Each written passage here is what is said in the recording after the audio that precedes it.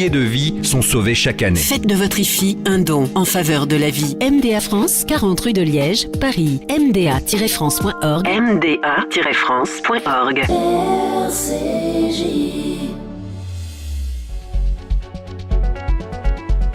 RCJ Midi, Elsa Parienté. Midi 26 sur RCJ, l'invité de cette édition, Jonathan Arfi, président du CRIF. Bonjour. Bonjour. Vous êtes au micro de Laurence Goldman. Bonjour Laurence. Bonjour Elsa Parienté, bonjour Jonathan Arfi. Vous êtes avec nous sur RCJ comme chaque mois pour apporter votre éclairage sur une actualité très dense, très complexe, depuis près de 8 mois maintenant. Commençons, si vous le voulez bien, par ce qui s'est passé dimanche soir à Rafah avec ces frappes israéliennes sur des cibles terroristes du Hamas qui ont provoqué la mort de civils palestiniens, dont des enfants, provoquant un tollé général et la réprobation de la communauté internationale. L'ONU, l'Union européenne exige d'Israël la cessation immédiate des combats à Rafah. Combien de temps Israël peut-il tenir en passant outre ces injonctions et ces condamnations quasi unanimes ? Le cadre a été annoncé très clairement par Benyamin Netanyahou et par le gouvernement israélien. Il considère que la cause d'Israël dans cette guerre est une cause juste, ce que nous partageons, et que Israël doit déterminer ses objectifs militaires, bien entendu, en fonction des impératifs stratégiques qui sont déterminés par l'armée, et nous le savons. Maintenant, ce qui est important dans la séquence qu'on a vécue sur Rafah, c'est que moi, je suis stupéfait par le nombre de gens qui considèrent que les Juifs seraient insensibles à ce qui se passe, à la détresse des populations civiles. Et nous sommes, nous tous, parce que Juifs, parce que citoyens, parce que humanistes, très sensibles à ce qui se passe pour les populations civiles palestiniennes comme israéliennes, évidemment. Nous le disons régulièrement et je récuse l'accusation qui voudrait dire que nous serions insensibles à tout ça. Donc nous sommes sensibles à cette détresse, mais pour autant, nous continuerons à considérer que le combat d'Israël est un combat juste. Mais pourtant, ce que vous dites, Jonathan Arfi, c'est répété sans cesse par les Juifs dans le monde entier, par les Israéliens. Israël reconnaît une tragédie après ce qui s'est passé à Rafah. Et pourtant, les explications, les justifications que nous pouvons apporter sont devenues complètement inaudibles. Est-ce que finalement, ce qui s'est passé dimanche à Rafah, ça signe pas la défaite d'Israël dans cette guerre qui l'oppose au Hamas, dans une dimension internationale ? Une des craintes, ce serait que Rafah marque dans les opinions publiques occidentales un tournant. On le voit notamment dans la mobilisation auprès de la jeunesse. Ce qui m'a frappé dans les images des mobilisations lundi soir, puis mardi soir, un peu partout en France et en particulier à Paris, c'est le nombre de jeunes de tous horizons, de tous profils, qui ont fait, à partir de ces images-là, semble-t-il, de la cause palestinienne, la cause d'une génération. C'est devenu un cri de ralliement, un slogan pour réunir une génération, quelle que soit au fond la connaissance réelle qu'ils aient du sujet, quel que soit leur attachement réel à la question palestinienne. C'est quelque chose qui est brandi en étendard par des jeunes. Et ça, c'est quelque chose qui m'inquiète, parce que ça veut dire que ça commence à agréger des choses qui sont très disparates. Et ça me rappelle d'une certaine manière ce qu'on a vu avec Dieudonné il y a une vingtaine d'années, quand Dieudonné agrégeait autour de lui des profils très variés et devenait là aussi emblématique d'une génération, d'un discours anti-système de manière générale. Donc cette dieudonisation de la cause palestinienne, pour moi, elle est particulièrement inquiétante parce qu'on sait qu'entre la caisse de résonance réseaux sociaux, la caisse de résonance politique désormais avec des élus LFI, et puis cette mobilisation entre guillemets populaire dans la rue, eh bien, il y a malheureusement la possibilité de créer des étincelles. On va revenir dans un instant à la situation en France, mais auparavant, je voudrais vous faire réagir à cette reconnaissance officielle de l'État palestinien par l'Espagne, par l'Irlande, par la Norvège. Le Premier ministre espagnol Pedro Sánchez a justifié sa décision en expliquant que son seul objectif était de contribuer à ce qu'Israéliens et Palestiniens parviennent à la paix. Qu'est-ce qu'on peut répondre à ce genre d'argument ? D'abord, si l'Espagne avait voulu faire des choses pour aider à la paix, elle aurait pu lutter contre le Hamas depuis des années, elle aurait pu chercher à libérer le peuple palestinien du joug sous lequel il vit, nous le savons, à travailler à la question des manuels scolaires, enfin à l'éducation à la paix tout simplement, parce que la paix, on le sait, ne viendra pas du jour au lendemain, elle demande un long travail de tous les côtés, mais en particulier évidemment côté palestinien, quand on sait ce qu'est aujourd'hui le bain culturel dans lequel sont élevés une partie des jeunes palestiniens. Mais plus fondamentalement, moi ce qui me frappe, c'est que tout d'un coup, une partie des pays abandonnent les grands principes démocratiques. Et les grands principes démocratiques que nous avons, c'est de dire que la paix, elle survient dans la négociation entre les parties. Ça a été la logique d'Oslo, ça a été la logique de toutes les solutions apportées au conflit dans le monde que l'Occident a été amené à gérer et à traiter. Donc on a besoin tout simplement de respecter ce cadre. Et d'ailleurs, dans la déclaration du président de la République hier sur le sujet, il insiste sur le fait que la reconnaissance de l'État palestinien ne peut venir qu'au bout d'un processus qui implique toutes les parties, dont les Israéliens et les Palestiniens. Ce qui veut donc dire que ce processus au fond, appartient aux partis, que les partis tierces comme la France ou l'Europe l'accompagnent et le soutiennent évidemment, qu'ils se substituent aux partis, c'est quelque chose qui serait à la fois irréaliste et dangereux. Un climat très tendu un peu partout en Europe depuis le 7 octobre. On pourrait parler de la Grande-Bretagne avec des manifestations géantes, de la Belgique également. Est-ce que vous diriez, pour reprendre et la modifier un petit peu la formule d'Emmanuel Macron, qu'un vent mauvais souffle sur les Juifs aujourd'hui en Europe ? Bien sûr, bien sûr. Quand lundi soir, parce qu'il y avait 10 000 personnes qui manifestaient leur solidarité, disait-il, avec les populations civiles palestiniennes, il a fallu que des mères de familles juives disent à leurs enfants de rester chez eux et de ne pas sortir ce soir-là. Bien oui, il y a un vent mauvais qui souffle. Oui, bien sûr que nous sommes tous inquiets pour notre avenir dans la société française, parce qu'on a l'impression que peut-être, à un moment donné, ce climat insurrectionnel qui est en train de s'installer risque de se traduire par des violences systématiques, risque de se traduire par le fait que les Juifs, d'une certaine manière, seraient à un moment donné sacrifiés. Et c'est ça qui est très inquiétant pour nous, très angoissant, parce que nous savons que l'histoire nous a déjà joué ces tours-là, et nous avons besoin d'entendre des gens qui comprennent que ce qui se joue avec ces mobilisations aujourd'hui excitées par LFI, à l'initiative de LFI, mais manipulées, récupérées par LFI, eh bien, c'est au fond la volonté de semer le chaos dans le pays, et que ce chaos, nous savons qu'il risque de se retourner systématiquement contre nous. Rima Hassan, qui est devenue l'égérie de ces mouvements pro-palestiniens, elle a annoncé de nouveaux rassemblements tous les soirs jusqu'au 9 juin, date des élections européennes. On a quand même le sentiment, en les voyant et en entendant certains slogans qui sont entonnés lors de ces rassemblements, on a entendu notamment en arabe un slogan islamiste, par notre âme, par notre sang, nous te défendrons. À l'Aqsa, on a quand même le sentiment d'une certaine impunité sur ces manifestants pro-palestiniens. Comment ça se fait qu'elles ne sont pas interdites, ces manifestations ? D'abord parce que le droit français est malheureusement là-dessus strict, et c'est normal, bien sûr, mais je crois qu'il y a aussi un contexte particulier, il faut en avoir conscience. Nous sommes à 2 mois, même pas des Jeux Olympiques. Il y a la volonté pour la France de chercher à gérer ces manifestations de la manière la plus étroite possible, en évitant évidemment toute bavure qui viendrait permettre à LFI de se victimiser. Et c'est au fond ce qu'ils cherchent. Ils cherchent par la provocation l'incident qui leur permettrait derrière de surmobiliser à nouveau. Donc il faut être très, très prudent sur ces sujets. L'ordre républicain, la vision républicaine de l'ordre permet d'interdire. S'il y avait des manifestations qui devenaient très violentes, et on en a vu des bribes hier avec l'occupation du périphérique, avec ces déambulations dans les rues de Paris, alors oui, il faudra que l'État prenne ses responsabilités.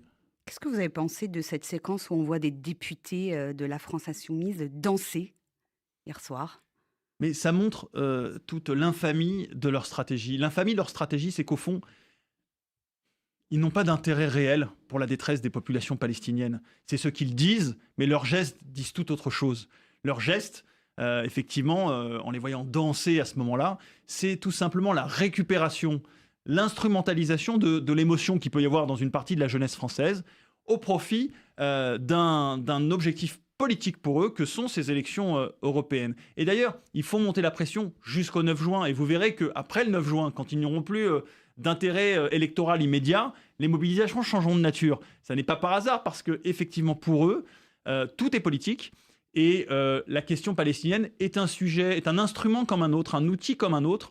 Ça ne les intéresse au fond pas plus que n'importe quel autre sujet. Simplement, il considère que c'est un outil stratégique et c'est comme ça qu'il l'utilise.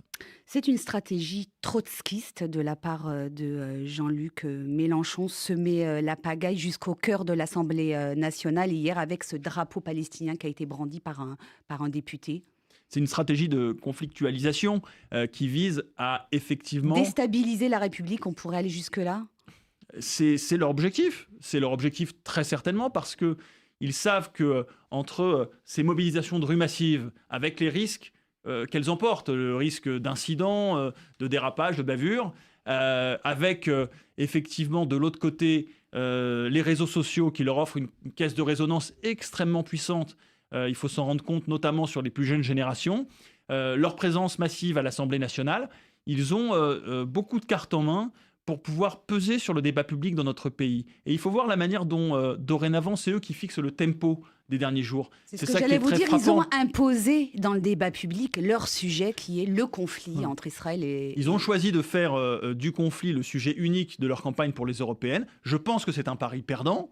Je pense que les Français les sanctionneront pour ce choix-là, parce que ce ne sont pas les attentes des Français qui ont des attentes sur la question sociale, sur la question fiscale, sur les questions de sécurité, sur tout un tas de sujets sur lesquels les partis politiques sont attendus. La France insoumise choisit de ne parler que de la question israélo-palestinienne. À mon avis, c'est quelque chose qui ne sera pas gagnant pour eux. Un mot sur cette altercation très vive hier à l'Assemblée nationale après la séquence du drapeau palestinien entre le député les Républicains Meyer Habib et le député insoumis Olivier Guiraud qui a finalement traité Meyer Habib de porc. Comment vous interprétez cette insulte ? Est-ce qu'elle a une connotation clairement ou une connotation tout court antisémite selon vous ? Bien sûr, il y a une connotation antisémite dans le fait de traiter un juif de porc. Nous le savons, dans le bestiaire antisémite, dans l'histoire de l'antisémitisme, le porc a une place particulière. On le voit dès le Moyen-Âge, avec les figures de porc associées, y compris dans les images, aux juifs. On le voit à différents moments où l'image du juif est associée à la saleté, qui renvoie aussi au porc. Donc on a cette réalité-là. Et chez David Guiraud, que ce soit conscient ou inconscient, au fond, peu importe. Il commet ce dérapage-là qui n'a rien à voir avec la séquence qui précède. Auparavant, ils ont un débat véhément entre David Guiraud et Meyer Habib. C'est le jeu politique, c'est le jeu médiatique, c'est comme ça. En revanche, à partir du moment où David Guiraud insulte Meyer Habib de porc, on franchit une limite, on passe dans un autre registre. Et là-dessus, il faut une dénonciation unanime, comme il faut dénoncer les cris de singes, par exemple, dans les stades de foot, lorsque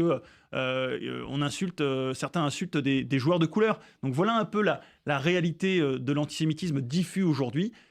Ça produit ce sentiment où un député de la République se sent autorisé impunément à faire ça et à ne jamais revenir sur ses propos, puisque même il les assume et les revendique. Parlons à présent de la situation dans les lycées, notamment à Paris, où des élèves juifs sont la cible depuis le 7 octobre d'injures, d'insultes, de provocations à caractère antisémite. Dimanche soir, l'UEJF et le département jeunesse du FSJU avaient réuni un certain nombre de ces lycéens autour de Frédéric Ancel pour une conférence. On a ensuite donné la parole à ces élèves. Un était là d'ailleurs dans votre journal hier, Elsa Parienté. Nous avons eu la stupéfaction d'entendre ces témoignages dans les meilleurs lycées parisiens. Certains élèves, parce qu'ils sont juifs et uniquement parce qu'ils sont juifs, sont la cible d'injures et d'insultes à caractère antisémite. Salut nazi, tu iras dans les camps, tu bulleras dans les fours, sans que finalement les directions de ces établissements ne mettent un point d'arrêt à tout ça. Est-ce que d'abord, ce sont des informations qui vous parviennent à vous au CRIF, et qu'est-ce que vous pouvez nous dire de ce que fait en ce moment la ministre de l'Éducation nationale, Nicole Belloubet, à ce sujet ? D'abord, la réalité de l'antisémitisme, c'est depuis le 7 octobre un rajeunissement extrêmement significatif des auteurs et des victimes d'actes antisémites. On a vu l'antisémitisme gagner dans les lycées, gagner parfois jusque dans les écoles primaires. J'ai parlé à une mère d'élèves de CE1 qui a été victime d'antisémitisme. Donc on a aujourd'hui cette réalité-là avec des lieux qui devraient être des sanctuaires, qui devraient être protégés des vents qui soufflent à l'extérieur et qui pour autant se retrouvent aujourd'hui des lieux, au contraire, où il y a une forme de catalyseur de l'antisémitisme, parce que la violence entre les enfants est plus importante, parce qu'il y a une porosité, une perméabilité aux réseaux sociaux qui est plus forte. Donc on a besoin d'une réaction extrêmement ferme de l'institution scolaire. De la même manière qu'elle doit résister aux atteintes à la laïcité, elle doit résister à cette entrée de l'antisémitisme qui est en train de gagner la bataille culturelle. C'est ça la réalité à laquelle on fait face. Ce sont des jeunes qui adoptent un langage, celui de leur génération, qui a intégré, accepté, banalisé l'antisémitisme. Au fond, l'accusation de sioniste est devenue une insulte ordinaire. L'attachement à Israël est quelque chose de coupable. Et ça, c'est inacceptable. Il faut qu'on renverse très vite les choses. Donc il y a besoin d'une réaction de l'institution scolaire très ferme. Autrement dit, des sanctions disciplinaires contre les élèves qui commettent des actes ou des propos antisémites. De l'éducation préventive sur le sujet. Autrement dit, ne pas en faire une question taboue. Au contraire, il faut que l'institution parle de ces sujets avant que surgissent les cas. Et puis, être aussi lucide sur le fait qu'il faut préparer, éduquer, sensibiliser nos enfants au fait que le climat est dur, que la période est malheureusement terrible pour les Juifs et qu'il y a besoin qu'ils sachent que ça peut survenir et qu'il faut qu'ils soient préparés à répondre. Vous parliez de la peur des mères de famille juives lundi soir lors des manifestations pro-palestiniennes. Qu'est-ce que vous conseillez aux parents dont les élèves au lycée ou au collège sont victimes d'insultes antisémites? Je vous pose cette question parce que certains des enfants ont peur des répercussions que pourrait avoir le fait de dénoncer leurs agresseurs. D'abord, il n'y a pas de réponse dans l'absolu et je sais que chaque famille traite ce sujet-là comme elle le peut, comme elle le pense le plus pertinent. Néanmoins, à l'échelle collective et institutionnelle, il y a besoin d'abord que ces actes soient répertoriés, recensés, comptabilisés. Parce que si nous n'avons pas d'éléments chiffrés pour communiquer, eh bien notre capacité à mobiliser l'opinion, à sensibiliser les dirigeants, elle sera beaucoup plus faible. Donc il y a besoin que ces actes soient bien répertoriés systématiquement. Donc il faut porter plainte, il faut effectivement signaler dans les établissements tout ce qui remonte de la part des enfants. Et puis ensuite, il faut aussi accompagner les enfants. Ça n'est pas simple quand on est lycéen ou collégien de faire face à l'antisémitisme. On n'a pas forcément la capacité à répondre. On peut être tenté de baisser la tête et de tourner les talons simplement. Il faut que les cadres collectifs jouent. Je pense notamment au mouvement de jeunesse. Les mouvements de jeunesse dans l'histoire juive, ça a été aussi des cocons et des modes de réaction à l'antisémitisme ambiant. Quand on regarde un peu avec le recul notre histoire, on a besoin de ces cadres collectifs pour nous protéger. Et dans une période comme aujourd'hui, ça prend également tout son sens. Une toute dernière question, Yonatan Arfi. Les élections européennes se tiennent donc dans quelques jours, dans une grosse semaine, le 9 juin. Vous espérez qu'ensuite, cette séquence se refermera, en tout cas du côté de la France insoumise, passera à autre chose? Je ne me fais pas d'illusions, on n'aura pas un changement brutal. Il y aura moins d'enjeux électoraux après le 9, mais en revanche, ce que je sais, c'est que la France insoumise sortira, je l'espère, affaiblie de la séquence politique. Que notamment, elle n'aura plus le leadership à gauche, ou en tout cas plus le leadership absolu à gauche. Que ça va donc réduire sa part d'audience ou sa part de marché médiatique, puisqu'elle ne sera plus aussi hégémonique. Donc on a, j'espère, avec ces élections, un tournant qui permettra de remettre, je l'espère, la France insoumise à la place qui doit être la sienne, c'est-à-dire non pas deuxième ou troisième partie de France, mais bien plus loin, et permettre de retrouver un cadre serein de débat politique. Parce qu'on a besoin de ce cadre serein pour lutter contre l'antisémitisme, on en a besoin pour traiter tous les problèmes de notre pays, au-delà de ce sujet, et ils sont nombreux, parce qu'en attendant, c'est un climat qui évidemment bénéficie et favorise une bascule vers le populisme, notamment le Rassemblement national. Merci Yonatan Arfi, président du CRIF. Bonne journée. Merci. Et merci à vous Laurence Goldman. On se retrouve dans un instant sur RCJ.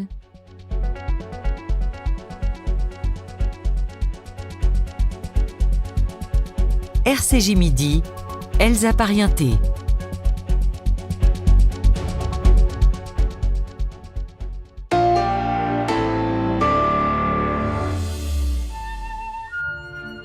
Avec le KKL de France, donnez un sens à votre IFI. Soutenez les réalisations